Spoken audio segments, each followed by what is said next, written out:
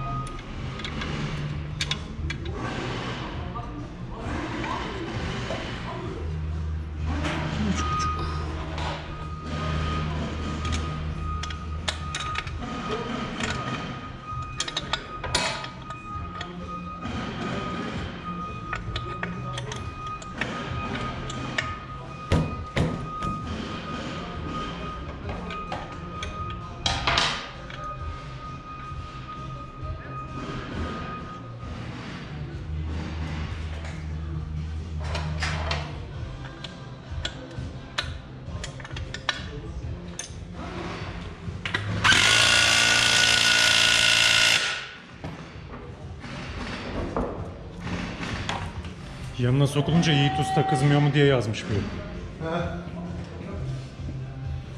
Normalde Kimse yanına yaklaştırmaz diyor.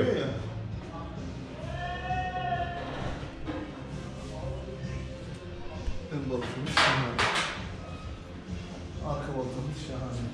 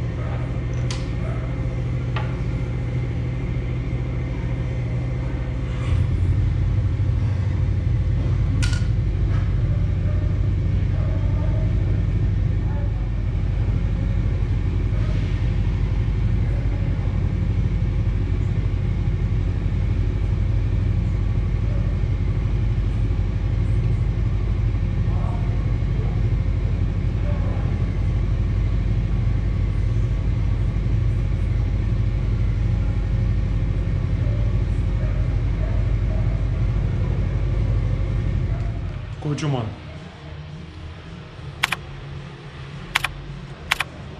Burada niye böyle oluyor? Tuz mu? Bir şey tutamıyor. Bir de çelik blok alüminyum. Yani sonuç olarak su geliyor. Yani yıkarken, şey yaparken yağmurda ısın su araya giriyor. O da çelik cıvatanın üzerinde oksitlerle eser.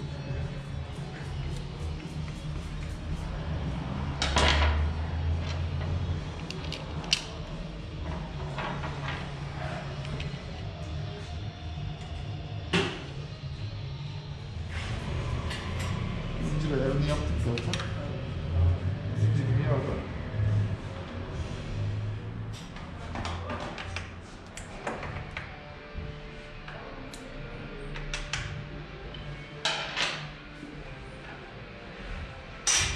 Bu motor yattı mı hiç? Yattı mı bu motor? Ne zaman aldın bu motoru? 10. ay. Kışın yattı. Kışın yattı. Yattığı yer kapalı garaj falan mı? Kapalı garaj. Rutubet var mıydı orada? Nem rutubet. Vallahi olabilir. Biraz etkilemiş. Yani birazdan fazla bir rutubet varmış. Bak gel. Bir ışık versene Furkan. Gel abiciğim. Fener şurada.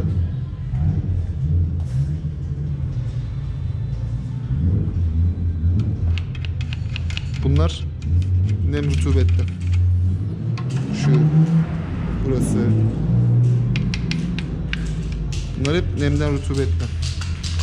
Yani uzun süre yattığı yerde nem rutubet olunca sıcak bir de büyük bir ihtimalle. Hem sıcak hem nem rutubet olunca böyle olur. Tam deniz kenarı efekti. İstanbul'daydı. Motor da mı İstanbul'daydı? Şimdi anlaşıldı. İstanbul'dan motosiklet alınmaz mı diyorsun yani ikinci el?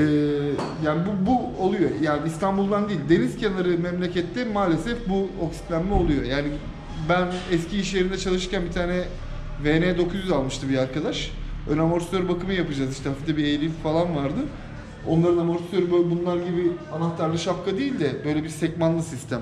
Ortadan kafayı bastırıyorsun, sekmanı çıkartıyorsun, yayı öyle açıyorsun. Çıkartamadık. Götürdük tornacıya, özel ısıttılar bilmem ne falan, öyle açtılar. Bayağı uğraştılar. 2 gün falan uğraşıldı onu açmak için. Sadece kapaklar açıldı, geldi, amortisörleri parçaladık, miller geri gitti, işte onarımı yapıldı, geri geldi, topladık falan. Bir hafta yerde yattı motor, yani takozun üstüne koyduk, yere koyduk lifler lazım olduğu için. O da İzmir'den alınmıştı motor, yani ömrü hayatını hep İzmir'de geçirmiş motordu. O havadaki neme yapacak hiçbir şey yok. İzmir, Antalya, bir de sıcakla birleşen nem.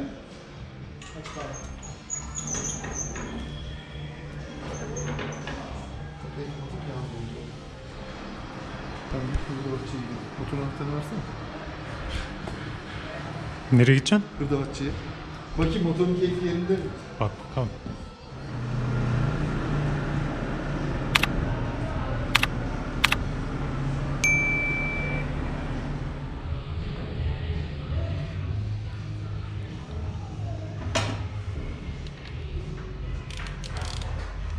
Aha.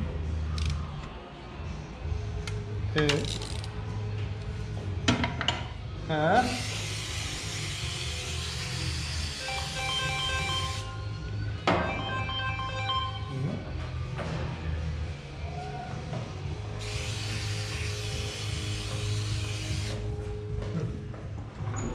O derece diyorsun.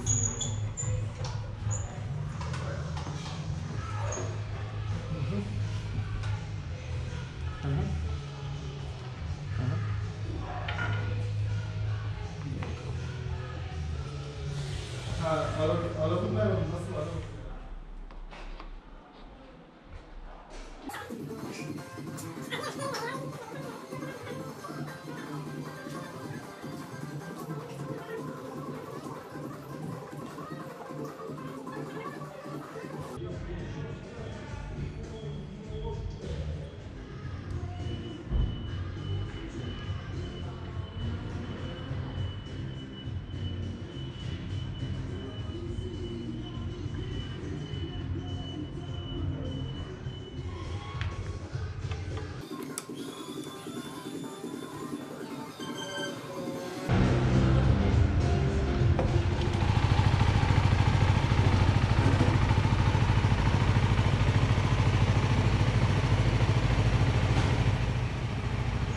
CV Moto 250 SR 5000 bakımı yapıldı.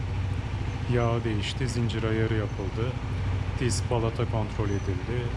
Elektronik kontrol edildi. Şimdi çalışıyor. Biraz sonra da durdurup dinlendireceğiz. Ondan sonra yağını kontrol edeceğiz ve bitecek işlem. Bu paslı vidalar için yapabileceği bir şey var mı arkadaşlar?